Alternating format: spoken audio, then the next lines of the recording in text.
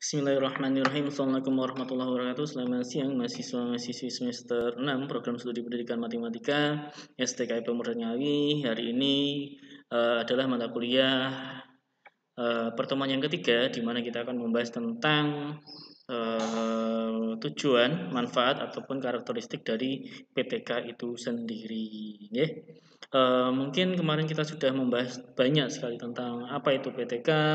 Kalian sudah paham PTK itu digunakan untuk apa dan bagi guru untuk apa, Oke, hari ini kita akan masuk saja. Maaf. Karakteristik, tujuan, dan manfaat penelitian. Nah, materi ini saya ambil dari internet. Saya cek tadi sudah sesuai dengan isi buku yang saya miliki. Oke, langsung saja. PTK, karakteristik PTK ini menurut dari Wardani dan Kuswaya, terdapat beberapa karakteristik penelitian tindakan kelas, yaitu adanya masalah dalam PTK itu dipicu munculnya kesadaran bahwasanya guru itu sadar akan apa yang dia lakukan, apa yang dia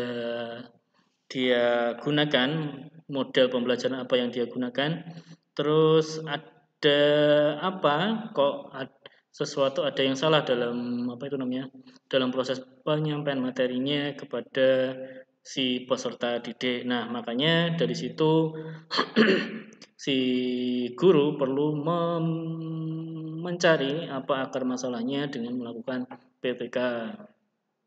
Yang kedua itu self reflective inquiry atau penelitian melalui refleksi diri merupakan ciri PTK yang paling esensial untuk melakukan refleksi. Guru berusaha bertanya pada diri sendirinya, misalnya dengan mengajukan pertanyaan berikut. Apakah penjelasan saya terlalu cepat? Apakah saya sudah memberi contoh yang baik? Apakah saya sudah memberikan kesempatan bertanya kepada siswa? Apakah saya sudah memberi latihan yang memadai kepada siswa? Apakah hasil latihan siswa sudah saya komentari? Apakah bahasa yang saya gunakan dapat dipahami siswa? Nah, itu adalah self inquiry, di mana kita merefleksikan diri, memberikan pertanyaan-pertanyaan kepada diri sendiri dengan semacam itu. Selanjutnya, dari pertanyaan seperti di atas, guru akan dapat memperkirakan penyebab dari masalah yang dihadapi, kemudian akan mencoba mencari jalan keluar untuk memperbaiki atau meningkatkan hasil belajar si siswa. PTK dilakukan di dalam kelas, sehingga fokus penelitian ini adalah kegiatan pembelajaran berupa perilaku guru dan siswa dalam melakukan interaksi. Nah, PTK bertujuan untuk memperbaiki pembelajaran, di mana perbaikan dilakukan secara bertahap dan terus-menerus selama kegiatan penelitian dilakukan. Oleh karena itu, dalam PTK dikenal adanya siklus tindakan action yang dilakukan berulang-ulang dalam rangka mencari perbaikan yang diinginkan. Jadi dalam proses penelitian nanti itu dilakukan secara terus-menerus, tidak hanya sudah selesai sudah, bukan kayak gitu, tapi dilakukan terus-menerus. Nah, selanjutnya yaitu untuk lebih jelasnya pendekatan PTK dengan penelitian kelas non PTK dapat kita amati pada tabel di bawah ini. Nah, saya akan mengambil contoh-contoh saja, nanti saya akan share linknya untuk dokumen ini, nanti kalian bisa baca sendiri. Dari peneliti PTK itu dilakukan oleh guru, non PTK itu dilakukan oleh orang luar. Ciri utama dari PTK yaitu ada tindakan untuk perbaikan yang berulang-ulang atau siklus. Nah, dari orang luar yaitu peneliti, biasanya non PTK belum tentu ada. Karena apa? Di non PTK biasanya meneliti salah satu atau kurun waktu berapa bulan ataupun beberapa hari, terus nanti hasilnya sudah cuma disampaikan saja kepada gurunya, nanti diseminarkan udah kayak gitu aja. Peran guru sebagai guru dan peneliti. Terus non peneliti PTK yaitu guru sebagai objek penelitian. Jadi kalian juga boleh meneliti selain si siswa. Kalian bisa meneliti gurunya.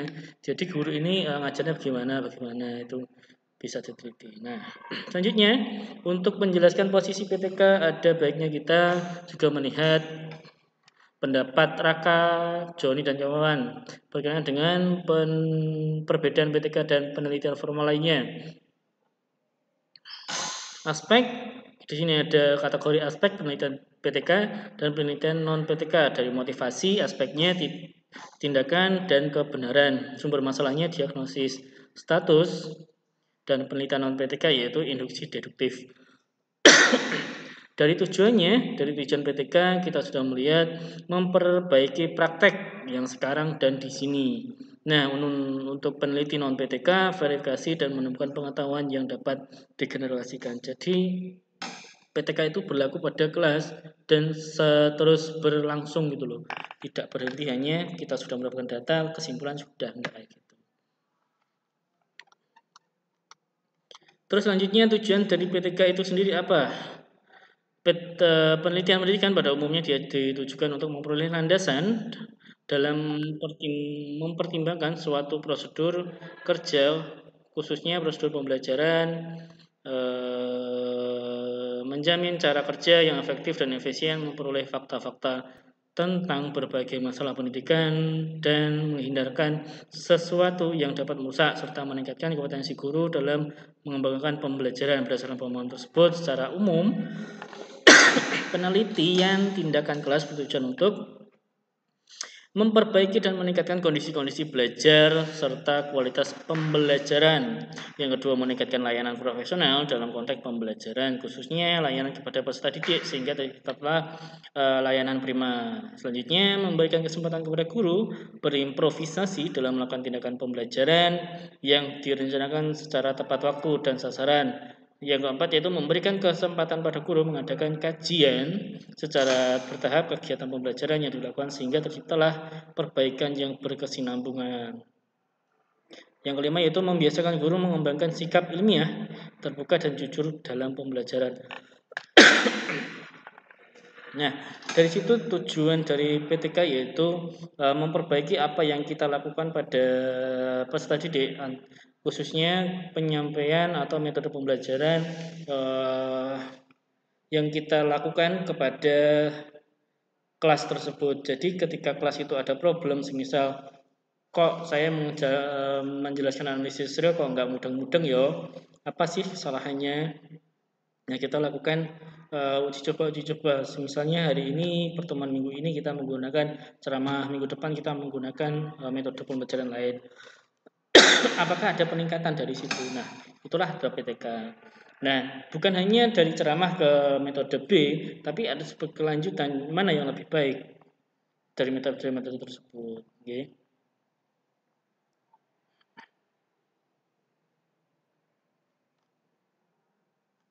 Selanjutnya yaitu manfaat PTK. Manfaat PTK dapat dilihat dari dua aspek, yakni aspek akademis dan aspek praktis. Akademisnya adalah untuk membantu guru menghasilkan pengetahuan yang syahih dan relevan bagi kelas mereka untuk memperbaiki mutu pembelajaran jangka pendek. Adapun manfaat praktisnya adalah pelaksanaan PTK antara lain merupakan pelaksanaan inovasi pembelajaran dari bawah, meningkatkan mutu dan perbaikan proses pembelajaran yang dilakukan guru secara rutin merupakan wahana pelaksanaan inovasi pembelajaran. Nah, oleh karena itu, guru perlu mencoba untuk mengembangkan dan meningkatkan pendekatan metode maupun gaya pembelajaran sehingga dapat melahirkan suatu model pembelajaran yang sesuai dan kondisi dalam kelas. Jadi, setiap daerah, setiap kelas itu berbeda-beda kondisinya. Misalkan di daerah Magetan, di daerah Poncol itu pastilah berbeda dengan di daerah Kota Magetan. Nah, bagaimana caranya kita bisa memberikan pembelajaran sesuai dengan di Kota Magetan? Nah, itu dilakukanlah PTK. Nah, apa sih yang dilakukan di pembelajaran di Kota Magetan? Nah, kita pelajari dari situ cara-caranya seperti apa, prakteknya seperti apa, metodenya seperti apa. Nah, kita lakukan di daerah Poncol. Sebenarnya kan Poncol kan daerah pelosok. Nah, dari situ kita ujikan kita ujikan bagaimana cara pengajaran di Kota Magetan itu bisa berjalan di, di Poncol semisal. Nah, itu kita bisa memanfaatkan kondisi sekitar itu seperti apa, seperti itu. Selanjutnya itu mengembangkan kurikulum di tingkat sekolah, artinya para guru melakukan PTK, maka guru telah melakukan implementasi kurikulum dalam tataran praktis, yakni bagaimana kurikulum itu dikembangkan dan sesuai dengan situasi dan kondisi, sehingga kurikulum dapat berjalan secara efektif dan proses pembelajaran yang aktif, inovasi, kreatif, efektif, dan menyenangkan. Menjadi seorang guru yang profesional itu sulit sebenarnya. Kita itu di dalam kurikulum ini dibebankan banyak sekali administrasi. Jadi apalagi adanya perlakuan HAM, perlakuan bukan HAM sih, pada intinya kita kan sebagai pendidik dan kewajiban kita kan mendidik. Nah, di suatu saat ada kasus ketika si siswa ini mengganggu teman-temannya. Pastilah kita kan bukan marah sih, cuma kita pastilah jengkel dengan keadaan seperti itu. Nah, dari situ kita melakukan sesuatu tapi tanpa fisik atau apa, cuma kita menyetrap atau bagaimana. Kadang-kadang kan orang tuanya kan tidak terima. Nah, itulah yang terjadi problematika sebelum COVID. Nah, di mana si siswa antara guru itu saling hubungannya itu tidak harmonis. Itu terjadi pada beberapa individu si siswa. Nanti akanlah ketemu masalah-masalah yang ada di dunia pengajaran.